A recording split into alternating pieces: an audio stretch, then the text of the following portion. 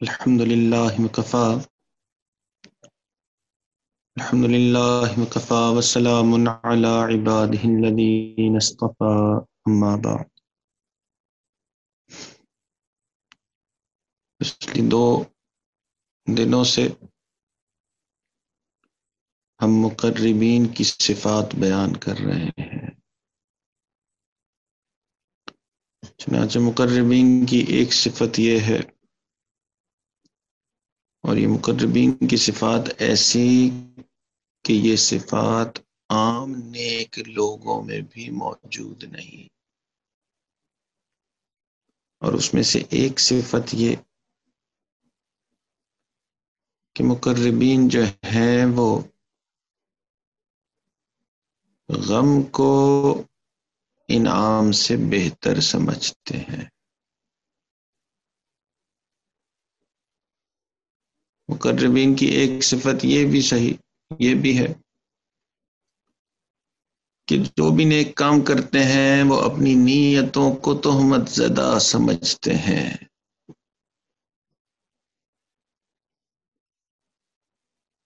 تو عام لوگوں جیسی ان کی صفات نہیں ہوتی، عام نیک لوگوں جیسی صفات بھی نہیں ہوتی کہ نیک اعمال کرنا پھر بھی اپنے آپ کو گناہگار سمجھنا کہ میری نیت ہی ٹھیک نہیں ہے۔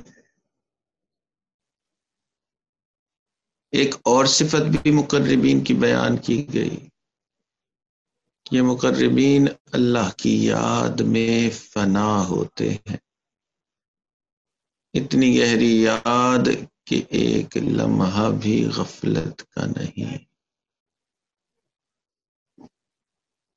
یہ صفت بھی عام لوگوں سے کوسوں دور، عام نیک لوگوں سے بھی دور۔ اور ایک اور صفت کل بیان کی گئی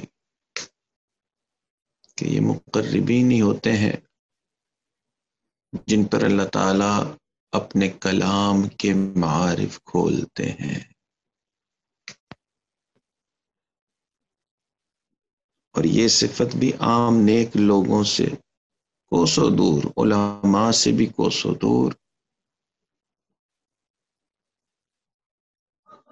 تو مقربین خاص لوگ ہوتے ہیں، جیسے کہ بادشاہ کی ایک کیبنٹ ہوتی ہے، تو رعایا تو بہت ہے مگر یہ جو کیبنٹ ہے یہی بادشاہ کے مقربین ہوتے ہیں، یہی بادشاہ کے کلام کو سمجھتے ہیں، یہی بادشاہ کے وہ لوگ جن پہ بادشاہ اعتماد کرتا ہے۔ تو اس سے پہلے کہ ہم آگے بڑھیں، ایک صفت مقربین کی اور بیان کرنی ضروری ہے کہ اس صفت کو حاصل کیے بغیر کوئی بھی اللہ کا مقرب بن ہی نہیں سکتا، اور وہ ہے شکر کی صفت۔ یہ شکر کرنا ویسے تو بہت ہی عام سی چیز لگتی ہے، اور ہم سب شکر کرتے ہیں الحمدللہ۔ تو کھانا کھاتے ہیں تو ہم الحمدللہ پڑھ لیتے ہیں، کوئی اللہ تعالیٰ نعمت دیتے ہیں ہم تب شکر کر لیتے ہیں، مگر اللہ والوں کا یہ جو شکر ہے یہ اس سے بھی زیادہ مختلف ہوتا ہے۔ اللہ والے شکر کے ایکسپرٹس ہوتے ہیں۔ شکر کے ایکسپرٹس ہونے کا کیا مطلب؟ شکر کے ایکسپرٹس ہونے کا مطلب یہ ہے کہ یہ اللہ والے جو ہوتے ہیں یہ ایسی صورتحال جو کہ انسان کے اوپر گرا گزرتی ہے اس میں سے بھی شکر کا پہلو نکال لیتے ہیں۔ شکر ان کے وجود کا حصہ بن جاتا ہے۔ تو عام نیک بندہ جو ہے وہ نعمتوں کے ملنے پہ شکر کرتا ہے، اور اللہ والے جو ہیں وہ تکلیف میں سے بھی شکر کا پہلو نکال لیتے ہیں. اس لیے گو کہ سب سے زیادہ صبر کرنے والے لوگ ہوتے ہیں، مگر اللہ تعالیٰ ان کی دنیا بھی پرسکون بناتے ہیں، اور آخرت میں تو اللہ تعالیٰ نے انہیں بڑے درجات دینے ہیں. تو اللہ تعالیٰ نے اپنے مقربین کا جب تذکرہ کیا تو ان کے شکر کا تذکرہ ضرور کیا. ابراہیم علیہ السلام کا تذکرہ کیا تو فرمایا شاکر لانعمی، یہ ہماری نعمتوں پہ شکر کرنے والے تھے. تو جو بھی مقرب ہوگا وہ شکر گزار ہوگا.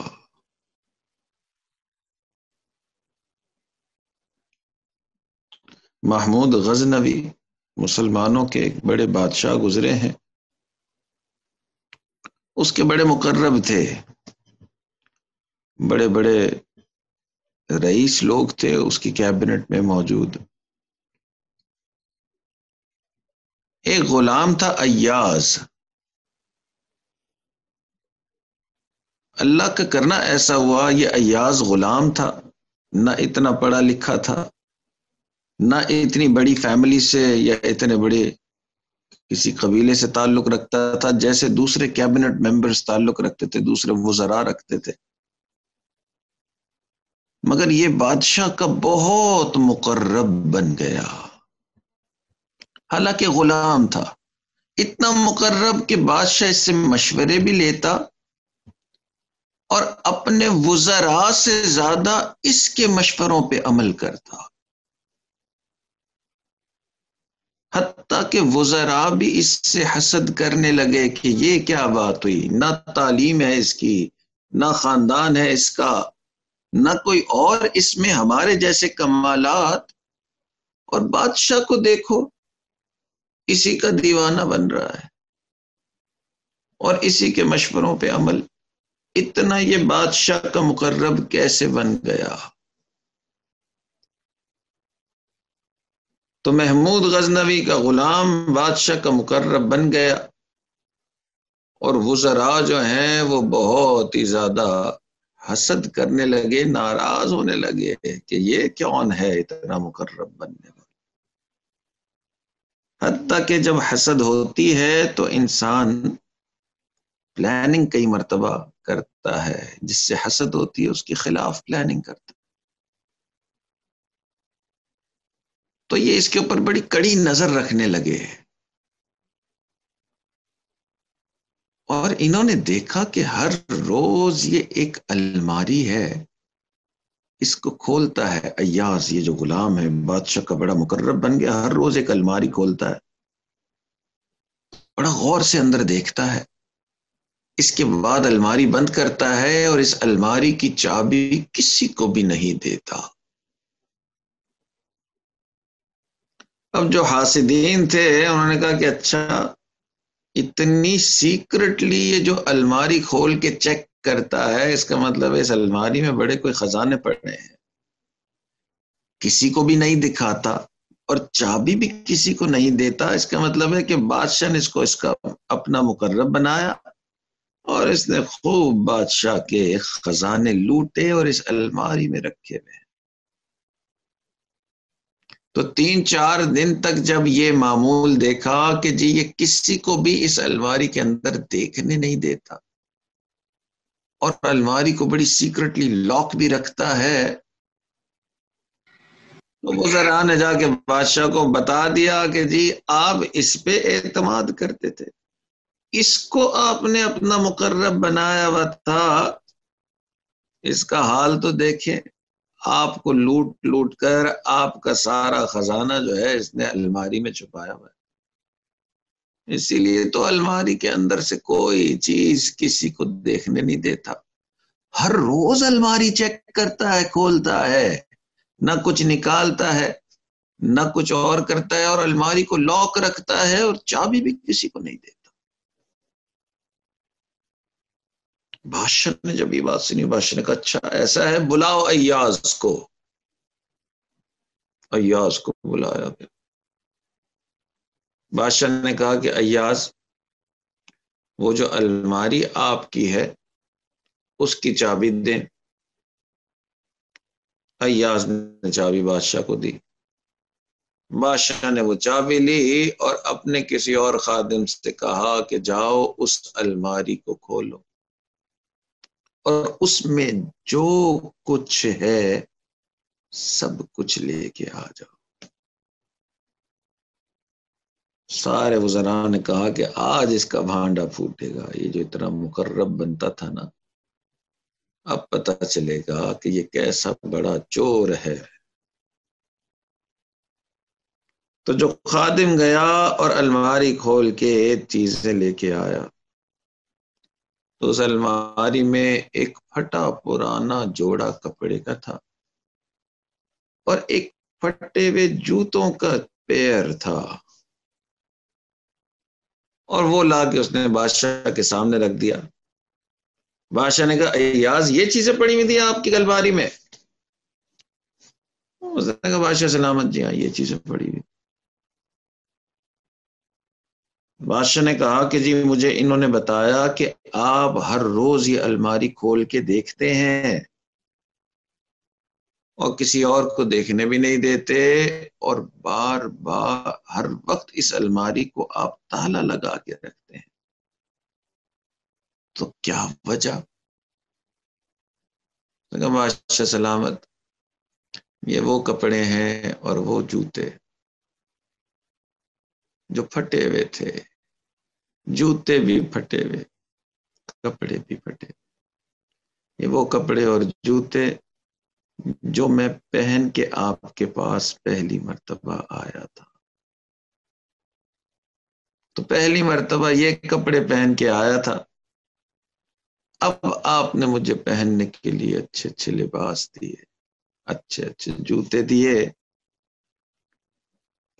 اس لباس کو دیکھ کر میں اپنے آپ کو اپنی اوقات یاد دلاتا ہوں کہ میں کیا تھا اور آپ نے مجھے کیا بنا دیا، اور اس پہ میں شکر ادا کرتا ہوں۔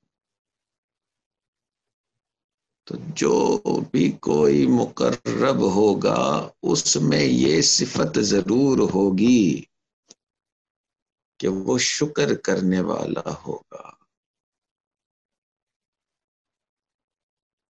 اسی لیے اللہ تعالیٰ فرماتے ہیں لَإِن شَكَرْتُمْ لَأَزِيدَنَّكُمْ، اگر تم شکر ادا کرو گے اللہ تعالیٰ نعمتیں بڑھا دیں۔ نعمتوں میں سب سے بڑی نعمت اللہ کا قرب ہے۔ انسان جتنا شکر ادا کرے گا یہ اللہ کا قرب اور بڑھتا جائے گا۔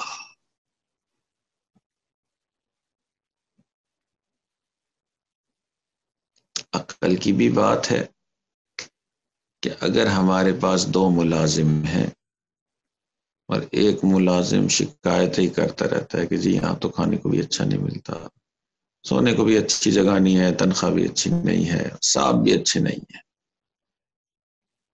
اور ایک ملازم ہے جو سارا وقت آپ کو کہتا رہتا ہے جی میری اوقات سے بڑھ کر میرے ساتھ یہاں معاملہ ہوا، کھانے کو بھی وہ ملتا ہے جو میں نے پہلے کبھی نہیں کھایا، رہنے کو بھی وہ جگہ ملتی ہے جو میری اوقات سے بڑھ کے ہے، تنخواہ بھی میری ضروریات سے زیادہ ہے، میں تو جنت میں آ گیا ہوں۔ اب آپ کو ایک ملازم یہ کہتا ہے اور ایک ملازم سارا وقت شکایتیں کرتا ہے۔ عقل بھی یہی کہتی ہے کہ آپ کو پسند، آپ کا دل اسی پہ آئے گا جو اس طرح سے شکر ادا کر رہا ہوتا ہے۔ کہ انسانوں کو بھی شکر گزار لوگ پسند، اللہ کا بھی مقرب کوئی نہیں بن سکتا جب تک کہ وہ شکر میں ایکسپرٹیز حاصل نہ کر لے۔ تو شکر اس کے وجود کا حصہ بن جائے، یہ مقربین کی صفات میں سے ہے۔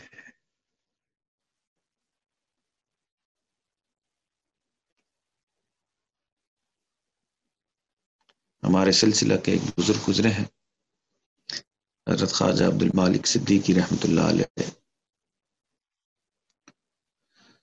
حضرت کو اللہ تعالیٰ نے ابتدائی دور میں غربت تھی اور پھر ان پر فتوحات کے دروازے کھل گئے، ملک میں، ملک سے باہر، جہاں جہاں حضرت کا نام لیا گیا، لوگ کیا علماء تو کیا رؤساء.